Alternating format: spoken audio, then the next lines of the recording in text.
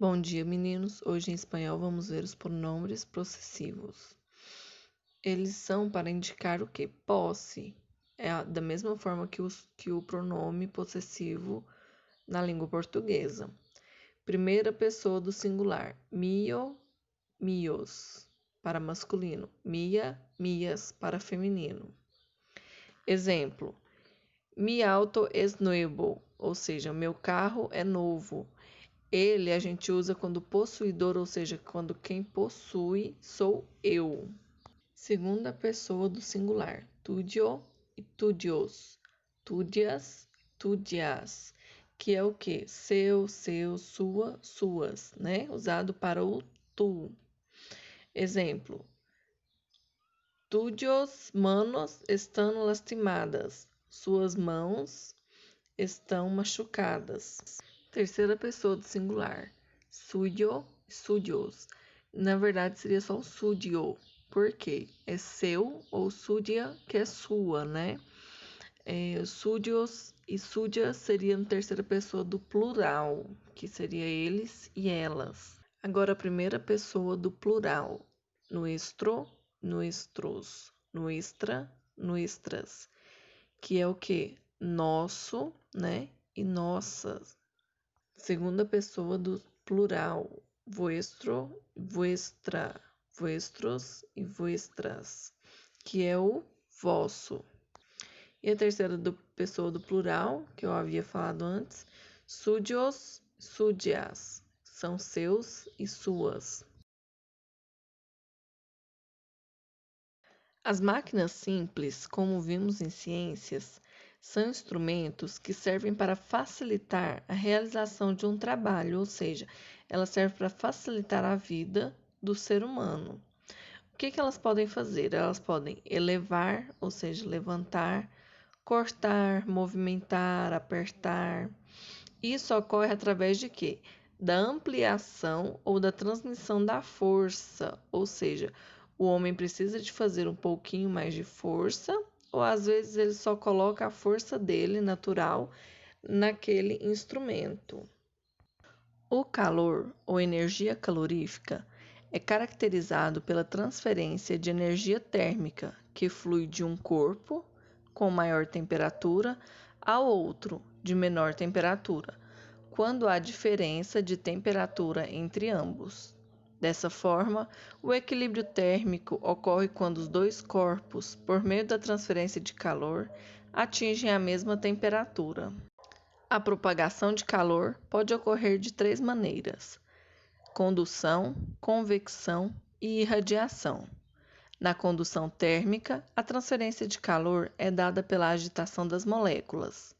Por exemplo, ao segurar uma barra de ferro e aquecer a outra extremidade, em pouco tempo a barra inteira se aquecerá.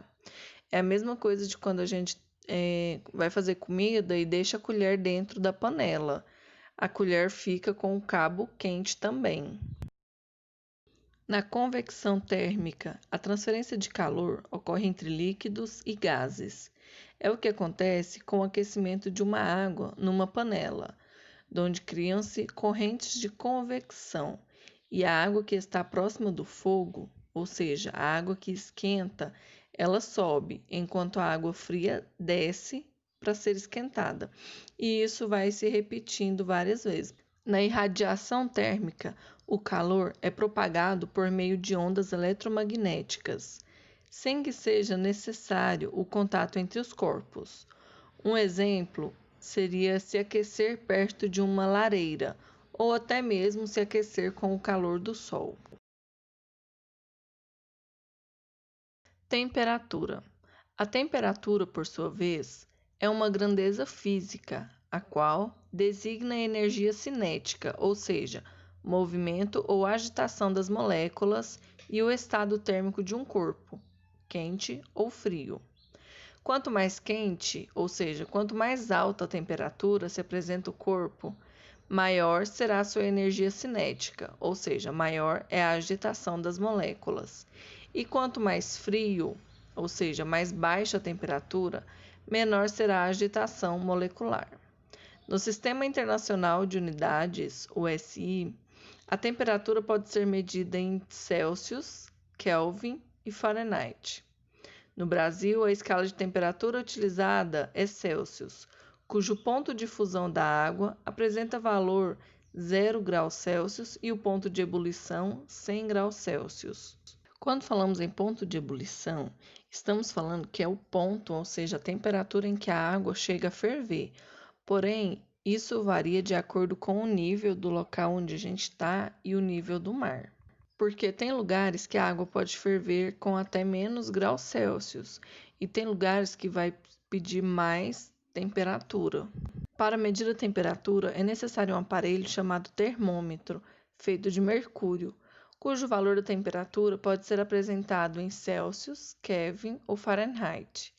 Para tanto, na escala Kelvin, o valor do ponto de fusão da água é de 273 K, que equivale a 0 graus Celsius, e o ponto de ebulição é 373 K, que equivale a 100 graus Celsius. Na escala Fahrenheit, o ponto de fusão da água é 32 graus Fahrenheit, que equivale a 0 graus Celsius, enquanto o ponto de ebulição da água é de 212 Fahrenheit, que equivale a 100 graus Celsius. A calorimetria é a parte da física que estuda o calor, ou seja, a transferência da energia de um corpo para o outro. Calorimetria envolve muitos conceitos importantes da termologia, como calor, caloria, temperatura, calor específico, calor sensível, calor latente, capacidade térmica, equilíbrio térmico, condução, convecção, irradiação, fluxo de calor, dentre outros. Através da calorimetria, a gente pode ver o tanto de conceitos que existe, em relação a calor e temperatura. Transitividade verbal. Os predicados nominais, diferentemente dos predicados verbais, não indicam ações ou processos realizados pelo sujeito. Esse tipo de predicado, que tem como núcleo um nome, ele indica uma qualidade ou um atributo que está caracterizando o sujeito. Existem dois tipos de verbos que formam o predicado, ou seja, são os verbos significativos e os verbos de ligação. Significativos são todos aqueles que envolvem a ação, certo? E os verbos de ligação, eles servem para ligar um sujeito a uma qualidade ou um estado determinado do predicado. Na maioria das vezes, os verbos de ligação servem para indicar um estado, certo? Nesses casos, nós temos um predicado nominal. Vamos agora recordar alguns principais verbos de ligação: ser, estar, permanecer, parecer, ficar, continuar, tornar-se, andar, virar, viver. Ah, mas andar é verbo de ação, nem sempre, porque eu posso falar bem assim, ando meio cansada. Eu não ando meio cansada, eu estou meio cansada, né? Ou ando contente com você. Eu não estou andando pela rua contente com você, entendeu? Por isso que é um verbo de estado e não um verbo de ação.